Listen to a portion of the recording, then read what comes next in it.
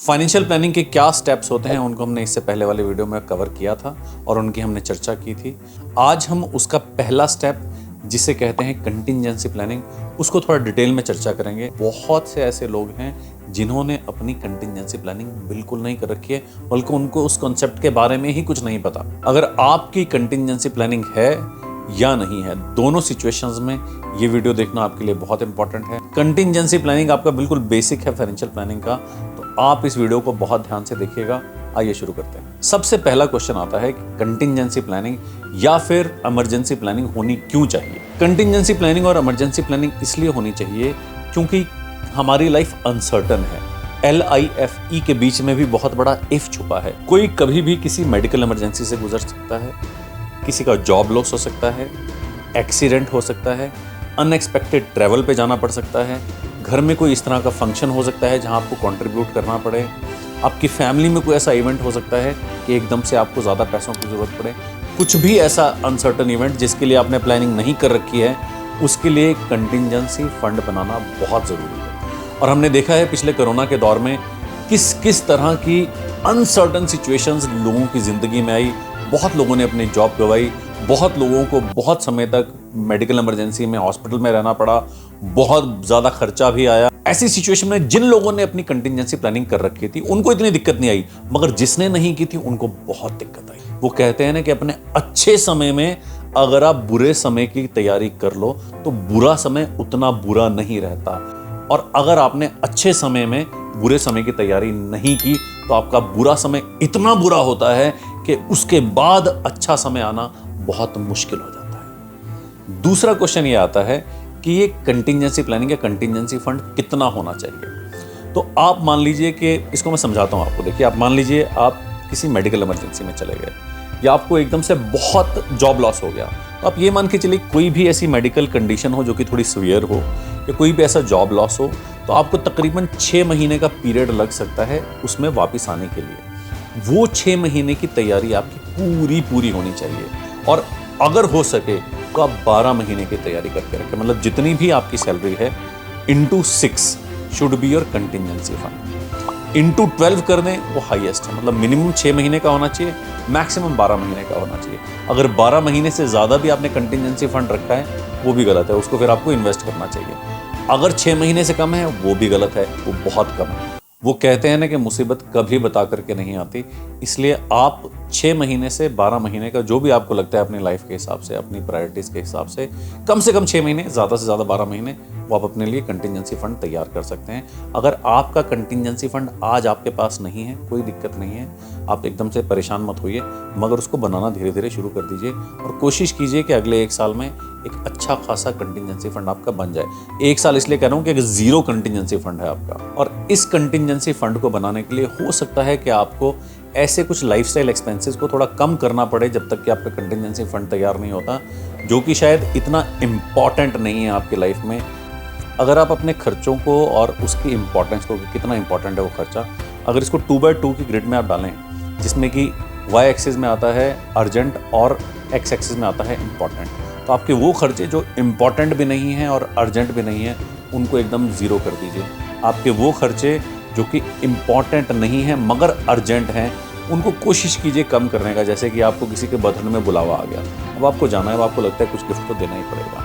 उसी तरह से छोटे मोटे एक्सपेंसेस जो ऑब्लिगेटरी आपको करने पड़ते हैं, इंपॉर्टेंट नहीं है आपकी लाइफ में मगर आपको करने पड़ते हैं, आप देखिए उसमें से कौन कौन से अवॉइडेबल हैं और किस में आप थोड़ा कम एक्सपेंस कर सकते हैं। और आपको बहुत वाइजली ये चूज़ करना पड़ेगा कि कौन से खर्चे इंपॉर्टेंट हैं। हो सकता है कि आपके मन में आपको लगे कि गाड़ी खरीदना मेरे लिए बहुत इंपॉर्टेंट है, मगर वो एक्चुअल में इतने इंपॉर्टेंट है नहीं। हो सकता है आपको लगे कि वो नई ड्रेस लेना दिवाली में बहुत इंपॉर्टेंट है मेरे लिए, मगर हो सकता है वो इतना इंपॉर्टेंट है नहीं। तो आप बहुत वाइजली देखिए कि आपके लिए क्या इंपॉर्टेंट है, क्या अर्जेंट है, उसके हिसाब से अपना कंटिजेंसी फंड तैयार कीजिए। ऐसा नहीं होना चाहिए कि बेसिक्स हमारे बने नहीं और हम ऊपर की चीज़ों पे पहले इन्वेस्ट करना शुरू कर दिया, फालतू का खर्चा शुरू कर दिया। Please be very very careful and very wise about it. बहुत से लोग ऐसी गलतियां करते हैं, मतलब आप ही नहीं हो, बहुत से लोग हैं जो ऐसी गलतियां करते हैं, मगर आप फाइनेंशियली वाइज बनिए। आप इस तरह की गलतियां करना बंद कर दीजिए। आपको समझना होगा जब भी आपकी लाइफ में कोई इमरजेंसी आएगी तो बाकी सारी दुनिया उसी तरह चलती रहेगी, सिर्फ आपकी लाइफ में तकलीफ हो रही है उस समय।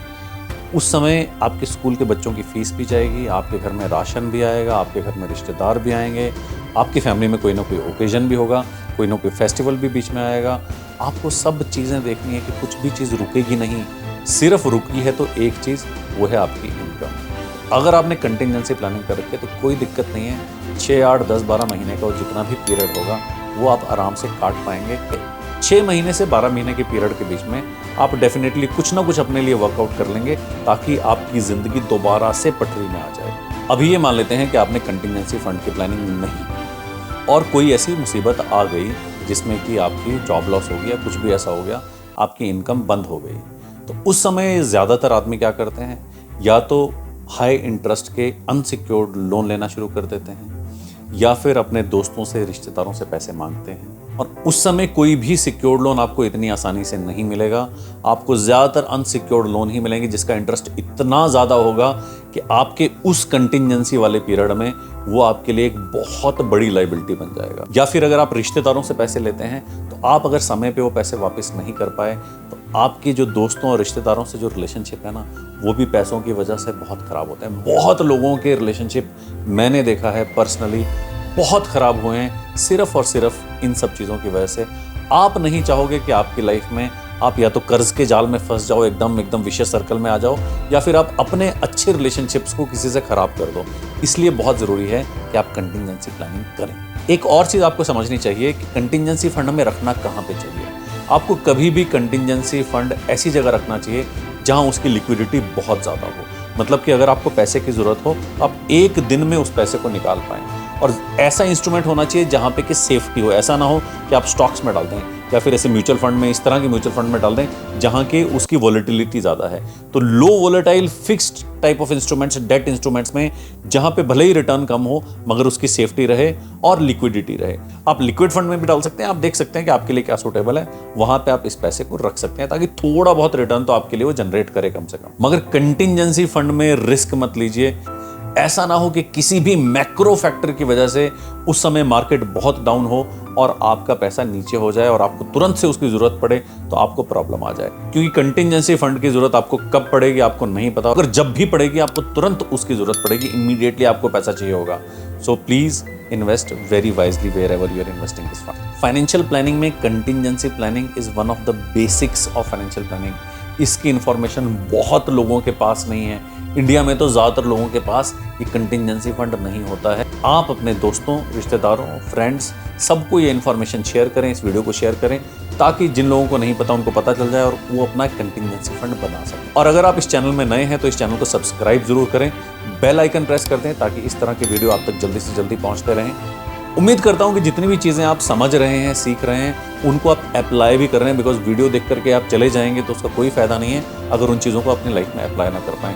तो I am sure you are becoming more and more financially wise as we are going through this journey together. So take care, be financially wise. I'll see you next week. तब तक के लिए bye bye.